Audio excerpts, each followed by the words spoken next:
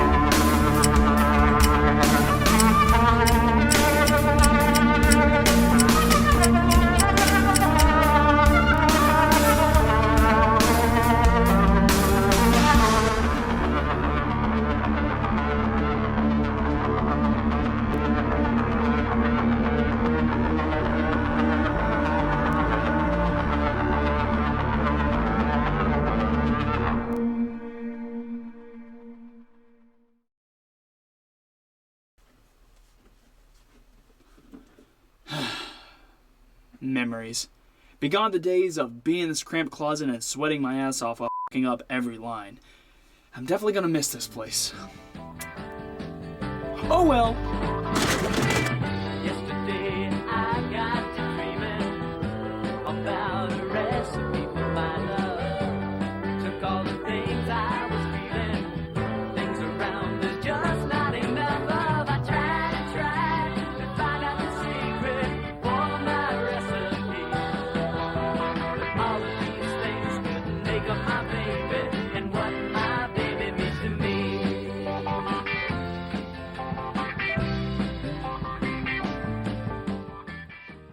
Hey everyone, my name is Lemlyton. As you can tell, I finally own my own place. I can say whatever I want now, like... bitch. And with this new environment, I can start making videos more frequently and start talking about whatever I feel like. I'm just glad I can start a new slate and forget about everything behind me. Nothing is holding me back now. Today marks a new chapter for Lemlyton. And I think the best way to start this new chapter is with a little thing I like to call Zelda. The Legend of Zelda is a series created by Nintendo, which is well known for their other series like Mario, Donkey Kong, and Pokemon. Zelda mainly focuses on a hero named Link, who is most of the time trying to save this princess named Zelda from this goofy-looking dork named Ganon. The one thing I love the most about The Legend of Zelda, though, is that each game is unique and anyone can pick it up and play any game and fall in love with it. So that's why we're going to talk about each and every single Zelda game, starting with the one that started it all, The Legend of Zelda on the Just hold on for 1 minute.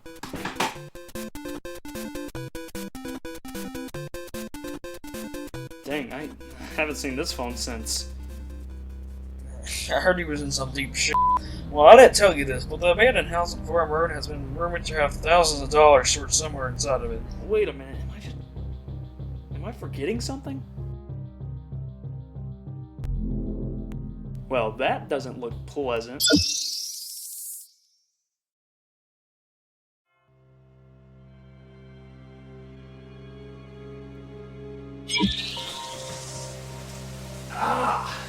That wasn't pleasant at all. Where am I?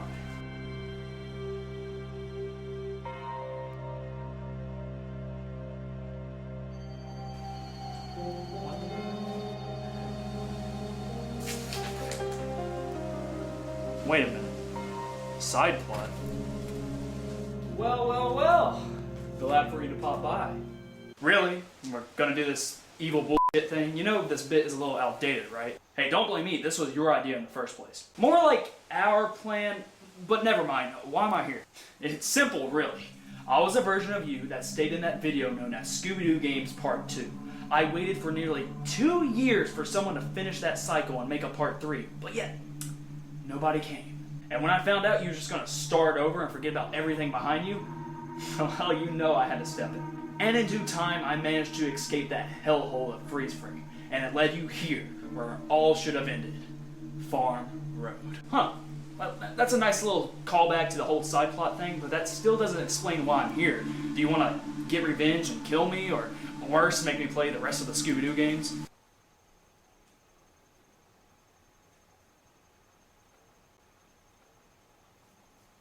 Well, by the sound of the awkward silence, I'm going to suspect you want me to play the rest of the Scooby-Doo games. Well, that saved me some time, I guess. But why? What does it matter to you?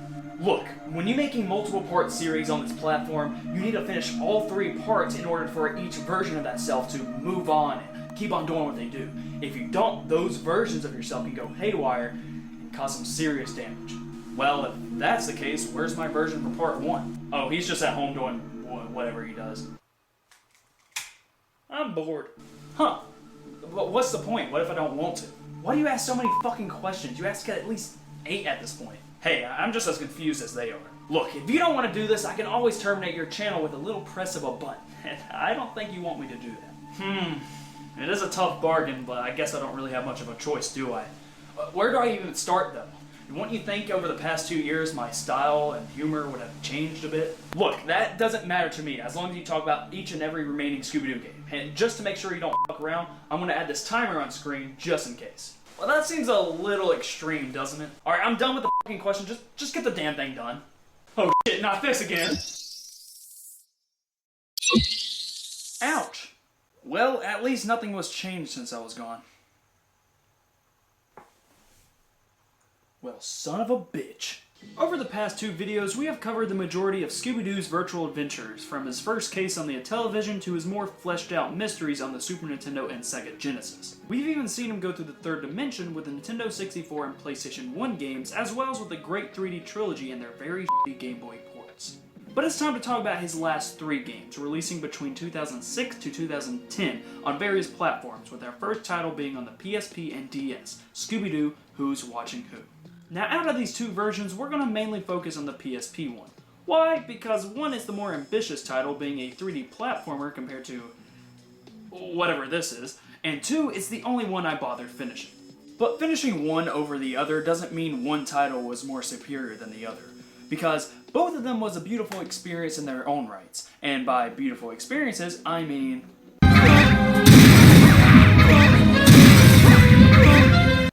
yeah. They both follow a similar story structure, but the PSP version has more voiced cutscenes, while the DS has a more slideshow text than anything else. And let me tell you, these cutscenes is a great way to make you feel better about any situation. Man, my whole family just died in a house fire. What the hell? Don't worry, gang.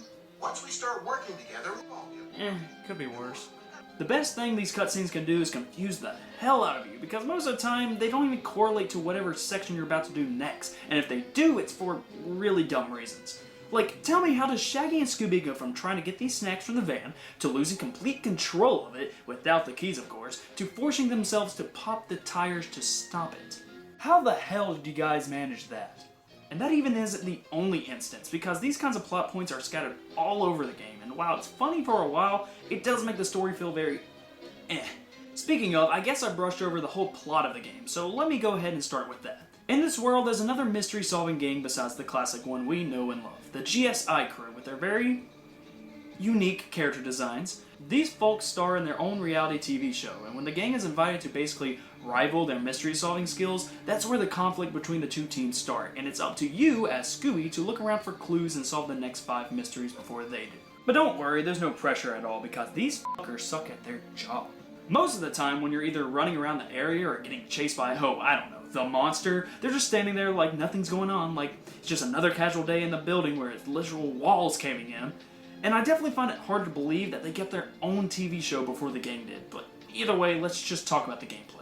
So throughout the game, you'll go through 5 mysteries, each with their own hub world of sorts, and 3 levels. 1 platforming level, 1 driving level, and 1 chasing level, each with their own advantages and disadvantages. First one we'll go over is the platforming levels, and when I say basic game design, I truly mean it with this one. There is literally nothing to do in these levels, besides jumping from one bland platform to the other and body slamming every enemy because the combat is lame in this game. And if you somehow don't hit the enemy, they'll knock you back like a fucking rocket ship. Like look at this. Oh shit, it's a cockroach. Where am I? And even when the game tries to be creative, the level design just comes off as a boring trek, and most of the time just feels like a chore to get to the end of the level. I seriously cannot recall any set pieces in any of these levels because they're just so forgettable. Speaking of which, chase sequences. And these are what I call too long for my taste, and I've messed with a lot of long stuff, okay? These are yet another batch of forgettable levels since they all require you to do the same run away from the monster and avoid platforms trick. It's also the type of level where I encountered a good bit of bugs and glitches, or, sorry, should I say, magic tricks. Hey, guys, watch this magic trick. What the hell? You just fell through that hole! Or did I? You're literally getting stabbed right now! Or am I? These levels are similar to the platforming ones, where they feel more like a chore than anything else, and don't really add anything creative to the level or game design. But the driving levels are actually some of my favorites because at least there's some variety with it. Don't get me wrong, the cars control very poorly, but with a different goal each level, it makes it feel refreshing playing them, even though they share the same problem with it being just a tad too long. For example though, one level has you chasing down a ghost carriage and then beating the shit out of it near the end, while the other one has you playing a capture a flag type game with these ghost pirates. I actually really enjoyed myself with these levels, even with the controls feeling like I'm driving on ice all the time. But that's really the gist of each mystery. Play 3 types of these levels while gathering clues and take them back to Velma to analyze them to figure out who the culprit is. And analyzing clues is no joke. You gotta match lines in a box and then press the right buttons at the right time. You just gotta be professional, you know. But the whole game ends with the 2 rival gangs coming to agree with each other after solving the ultimate mystery. Who is that stalker? Spoiler, it's this guy. Who is also this guy. You see what I mean by this game makes no fucking sense? Like, who the hell is Old Man Wiggins? The best way to describe this game though is just jank. It feels janky to play, the story is janky, I got a serious case of janky just playing it. It was overall an unpleasant experience. Scooby-Doo, who's janking who? Yeah, that was not my best joke. But Lemlyton, you say, what about the DS port you mentioned earlier? Good point, my friend, this game also qualifies for being janky as hell. Don't get me wrong, it doesn't look terrible as a DS game, and the way they made the levels with the DS mechanics work well enough, but it's just a headache to play through, especially the platforming levels where it's really hard to see where you're gonna land, and it overall just feels bad. And that's it for Scooby-Doo Who's Watching Who. Were they pretty good games? Who knows? It was actually pretty fucking terrible. But now with that one out of the way, we can finally start on our last 2, and luckily for us, these 2 games are very similar with gameplay and graphics. Scooby-Doo First Frights in 2009 and Scooby-Doo in the Spooky Swamp in 2010, both releasing for the PS2, Nintendo Wii, and DS. Now besides Night 100 Frights and a bit of Unmasked, these 2 games was actually the 2 I grew up with the most as a kid, and I enjoyed it a bunch when I was younger. Now will I still enjoy it this time around? I have no idea, but let's see what I'll make out with it with the first game, First Frights. First Fright starts off with Velma rushing in on their clubhouse while the others are doing their usual thing, eating, reading, and examining a football? Ah, yes, what true leaders do. Hey, son, catch. Huh? Oh, shit! So Velma came barging in to deliver the news that she found out that there's going to be a food festival at some random castle. And while the gang is excited to go, Daphne already made plans of her own to help her cousin out with a talent show at the high school. But this isn't any ordinary talent show, it's a haunted talent show.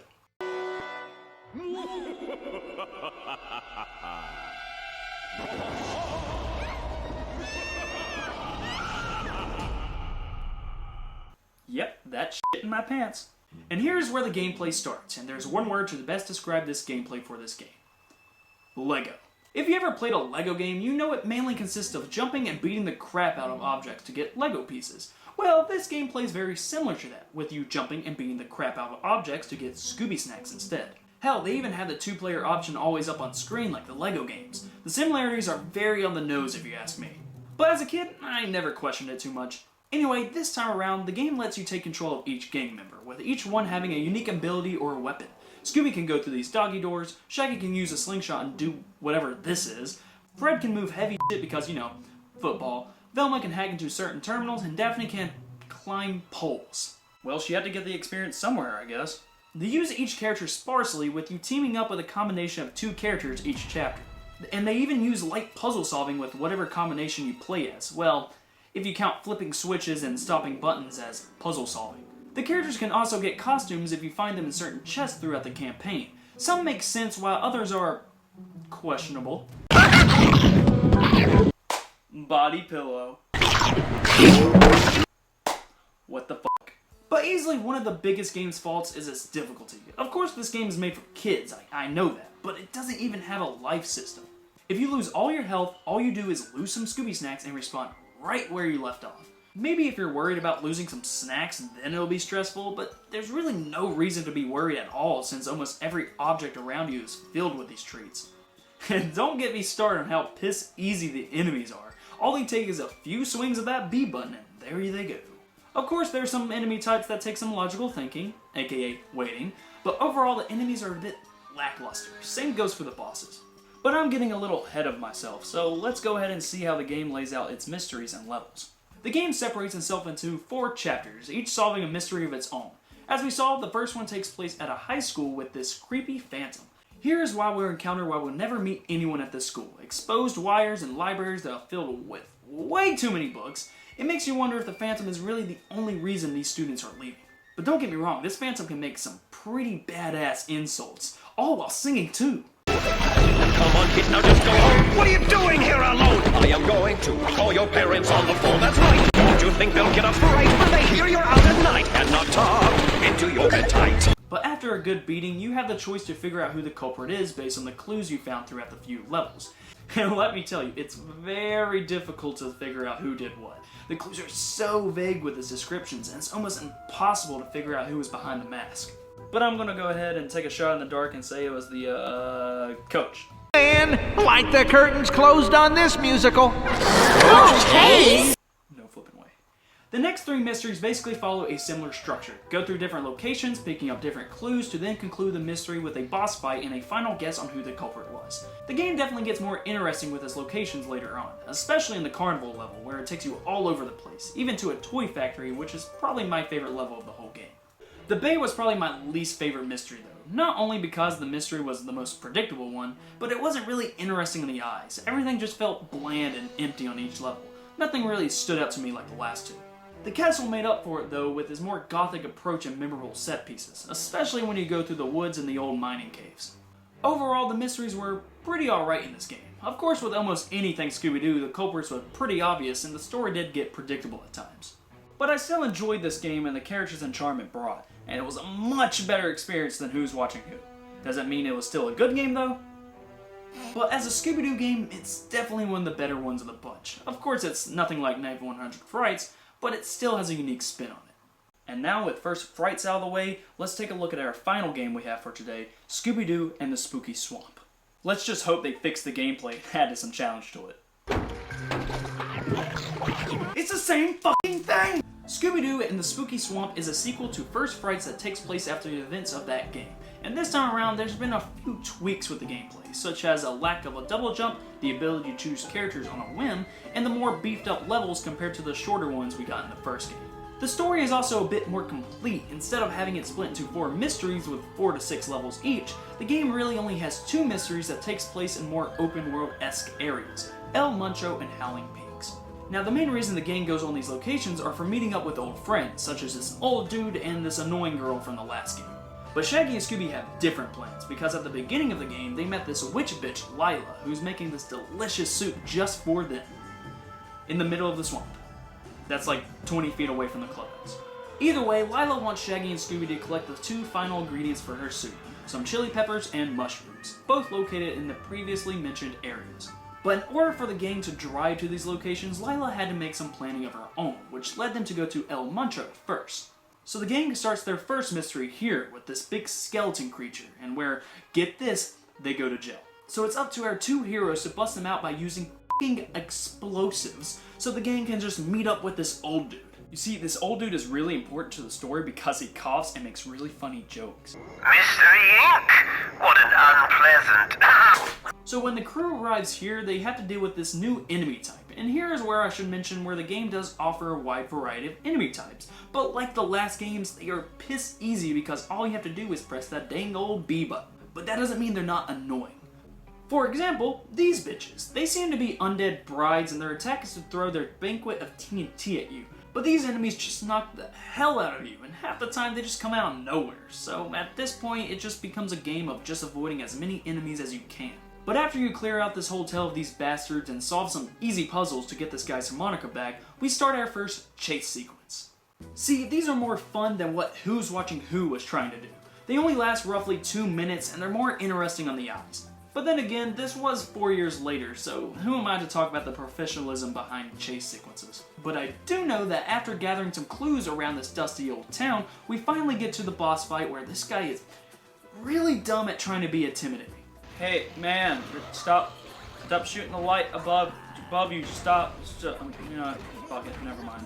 And after this easy boss fight, we figure out the first villain was the sheriff, because you can never trust a man with that kind of mustache. Trust me. So now with the chili peppers in hand, we can now go on to our next mystery, Howling Peaks, where after encountering the beast face to face and seeing who the obvious suspect is, we get to meet the annoying girl from the first game. Hey, I missed you. But he ran off crying like a baby. No, I didn't. Here the game takes place in a snowy mountain area, where there are more annoying enemies who take more damage than they should. But we also get to meet some new faces, like this berry guy who sure loves beans, or this construction worker who sure loves sitting in his cabin while it's literally on fire. And you know the Scooby Gang, they're gonna do the right thing. Now close the fucking windows while he's in there to force him out so we can finally get the key to progress. Alright, gang, it doesn't matter who lives or dies. We're gonna solve this mystery no matter what. Howdy, friend. You're under arrest for 3 counts of murder. Alright, gang, this is where we run. So slowly but surely you make your rounds throughout the mountain, encountering the beast a few times and eventually getting to his boss fight where you have to throw beans in his mouth to make him... because, you know, kid game. And boom, bam, kabloom, we got our final ingredient. But uh-oh, Velma caught the boys doing something suspicious. So the gang decides to meet up with Shag and Scoob's mystery friend. But mega uh-oh, Lila was only tricking the duo into summoning her alligator because you can never trust a woman with these kind of eyebrows. Trust me. But one final boss fight later, Lila explains her curse that she could never leave the swamp without her friend. So with the two reunited, they part ways with the gang, but of course, without leaving something special. Smells like a minigame. Yep, that's right. The game ends with a sandwich stacking minigame, which I don't like to brag, but if you think you can beat my top-notch stacking ability, then you're fucking dead wrong. And that was Scooby-Doo in the Spooky Swamp, ladies and gentlemen. This game, I believe, was a better experience than First Frights. While the gameplay remains the same and it's still an easy walk in the park, I think the touch-ups in the more connected worlds made a better game overall. And not even to mention the collectibles and costumes throughout the game, which serves a more or less important role in this game, but are still fun to play around with and collect. I remember every time I played this game as a kid, I would try to 100% each run because of how fun and easy it was. It really only took a few hours, but as a kid, it was a few hours well spent. And while I didn't grow up with these versions, I still think the DS games do the same trick. Unlike Who's Watching Who, where they kept the same premise but the gameplay and presentation was completely different, the DS versions of the two games are just like their Wii and PS2 counterparts, which is pretty impressive. They literally are just 3D games, but more pixelated and, let's just say, ugly. And just like that, we finished the last 3 Scooby-Doo games. 1 terrible game and 2 pretty okay games. But now with that out of the way, we can finally start my Zelda series review, starting with the Legend of Zelda on the NES. Wait a minute. Do you mind doing me a favor real quick? Can you just tap your screen or move your mouse real quick? I just want to see something. Yeah.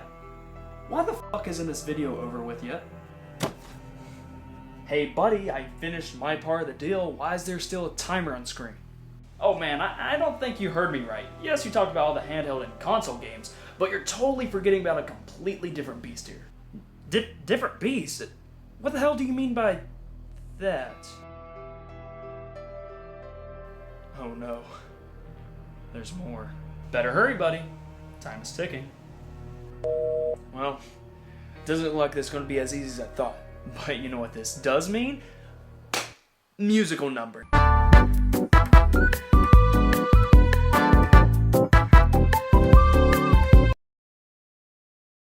So, as we know, Scooby-Doo has a large abundance of console and handheld games, and while it was fun to look at those games and nitpick all the good and bad out of them, we still have a shit ton of games left. And with the amount that is, and a video that's already been a hefty beast so far, I think it'd be best to quickly gloss over these next few titles, then talk about each one by one. And technically, by my standards, it counts as covering it, so let's take a look at Scooby-Doo's PC library. Luckily for us, Scoob's PC library is a bit smaller than his console and handheld one, consisting of only 8 games. His first PC appearance was Scooby-Doo Mystery of the Fun Park Phantom, and it sure is quiet around here. Spend your action points by clicking on various locations in each area. Alright, thanks for the pointers, Grandma, but I got work to do. Talk to the suspects to help in finding. Alright, I get it. Let me just go over here. Click on Alright, active Grandma, can you just shut the locations fuck to up already? find. This game mainly consists of you going around and clicking stuff, like most of these PC games will. All you have to do is go around, collect clues, talk to people, and eventually solve the mystery. And trust me, this will be a repeating factor in most of these games. Now our next batch are actually very similar in presentation and gameplay since they all go underneath the same name. Scooby-Doo Mystery Adventures and Scooby-Doo Case Files, each one having 3 games of their own. These games are more like interactive adventures than full-blown video games, and you can definitely tell that the effort and budget for these games were at an all-time low. And each one starts out with giving you a choice of difficulty. Spooky! Spookier! Spooktacular! Spooktacular does sound tempting, but I'm a bitch, so I gotta go with spookier. And I can't do these games justice if I don't share at least some of the beautiful cutscenes these games have to offer, starting with Jinx at the Sphinx. Alright, any minute now. Oh my god, I swear.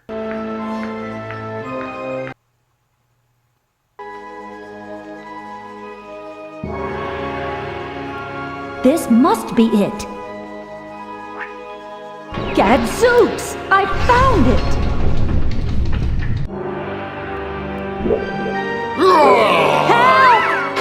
Help! Well, she's dead, so how about Phantom of the Night?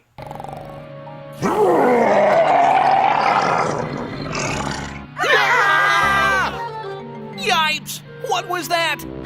Sounds like somebody's hungry. That's no somebody. That's a something. Well, they're all dead. How about Scary Stone Dragon? Look at this amazing carved doorway. Freddy! Help me! It's really dark down here. Gaff, I'll come get you. Stay right where you are. I'm not going anywhere. It's really creepy in here. Hey, Daphne, are you there? Here, I brought you some light. Okay, this time what the fuck? So as you can tell, these cutscenes are a gift from the heavens, but what kind of gameplay does these games bring? Boring! Well, think of a similar structure to the putt-putt games. Click on some stuff and then solve some stuff. Of course, without the charm those games bring, and the animation budget being a solid $2. But the good thing that these games brought was that they knocked down Scooby-Doo's PC library from 7 to 1, and the last one remaining is Scooby-Doo 2 Monsters Unleashed, but this time on the PC. And let me warn you, it's not pretty. Zoinks! Scoob! The pterodactyl ghost is alive! Look out! Ah! Well? The Black Knight ghost! Yikes!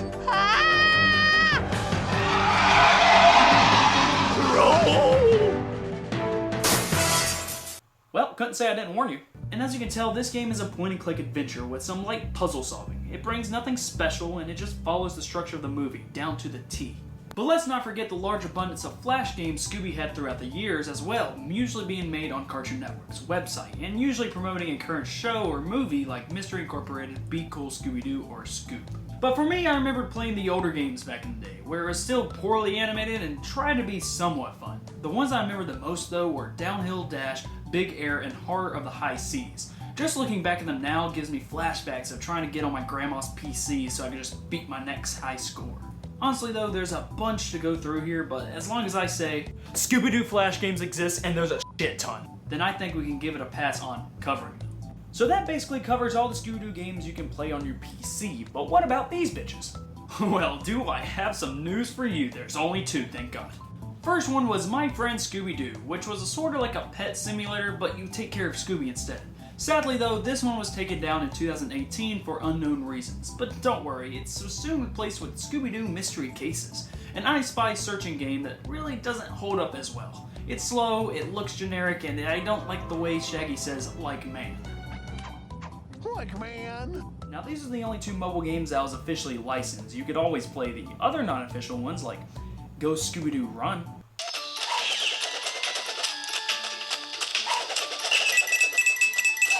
Or how about the Playmobil Scooby-Doo app? How about no thanks? So how about we take a good look at that timer and see how much time we got left? Well, damn. Alright, next up, Scooby-Doo educational games. Let's go. Scooby-Doo had 3 main educational games to offer. 1 for the Leapster with Scooby-Doo Math x2, and 2 for the V-Smile with Scooby-Doo Funland Frenzy and Ancient Adventure. And to quickly sum these up, they are nothing special and they didn't teach me anything new. Besides how to spell queen.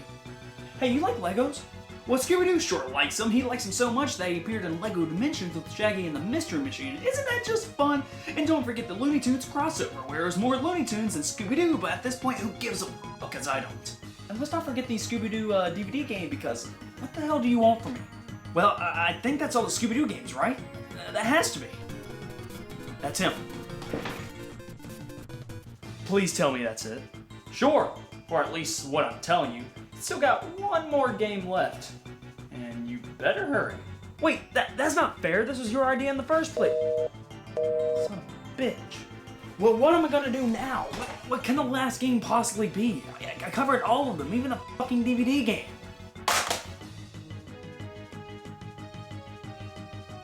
Wait a minute. That's it. Scooby-Doo Mystery of the Castle. A plug-and-play game released in 2006 and contains 5 different minigames. They all play like pieces of dog crap, but it was still a fun way to waste 30 minutes. And that, ladies and gentlemen, concludes my coverage of all the Scooby-Doo games. I am done!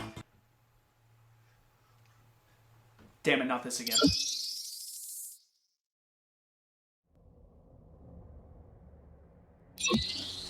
I feel like at this point I'm just getting used to the pain. Well, congratulations. It seemed like you completed the task. Yet it would have been much easier if you didn't have that stupid time limit to it. Well, that was mainly there for you to speed up the ritual process. Wait, ritual? You see, Lemlyton, if I wanted to terminate your channel with a simple phone click, I would have done it long ago. But since you gave me the knowledge of all the Scooby-Doo games, I can finally get rid of you once and for all.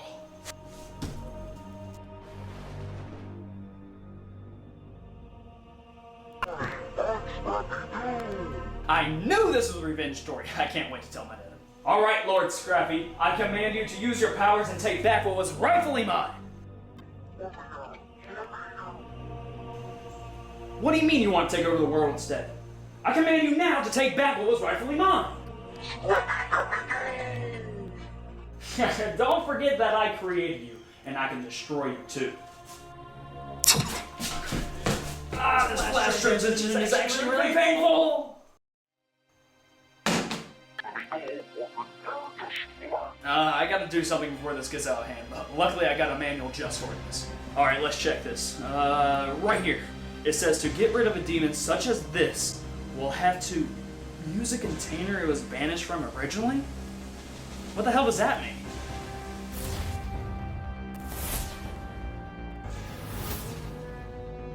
That's it!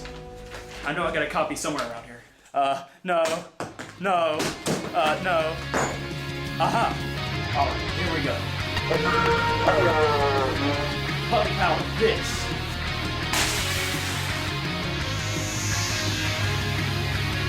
Okay, that was nice.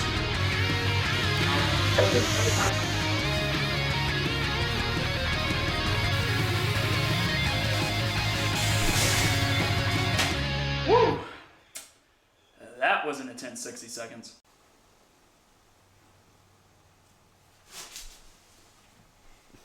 I guess I gotta put this somewhere safe where no one's gonna touch it ever again. Perfect. Whew. I'm glad that shit's out of the way. It makes you wonder what all this is about anyway. I get that he wanted revenge for me for forgetting about him and all that, but that's just how making videos work, I guess. It doesn't really matter how many days or weeks it takes to make a video, you just gotta make one when the time feels right, and be sure not to wear yourself out too. If I'm being honest though, I should have finished this a long time ago, but now that I did, I think I'm ready to start taking things a bit more seriously. And I'm glad you guys got to experience these Scooby-Doo games with me. It was always a childhood thing for me to play every single Scooby-Doo game, and now that I got a chance to, it finally feels right. Really, it can only go up from here. But now, if you excuse me, I think it's time to start talking about my favorite game series, Zelda. What do you mean there's a few minutes on? What do you mean the credits about to roll? The weird music popping up now? What do you mean we only got a few minutes? It's just Zelda!